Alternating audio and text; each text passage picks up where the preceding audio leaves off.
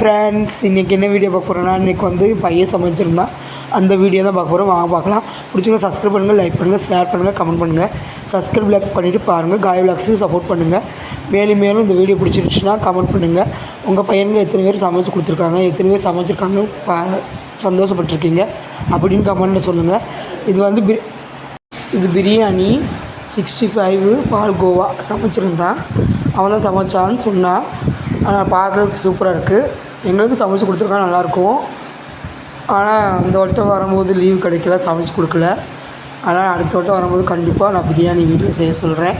செஞ்சது நான் வீடியோ எடுத்து போடுறேன். கண்டிப்பாக பிடிச்சி இந்த லைக் பண்ணுங்கள், ஷேர் பண்ணுங்கள், கமெண்ட் பண்ணுங்கள், சப்ஸ்கிரைப் லைக் பண்ணிவிட்டு பாருங்கள்.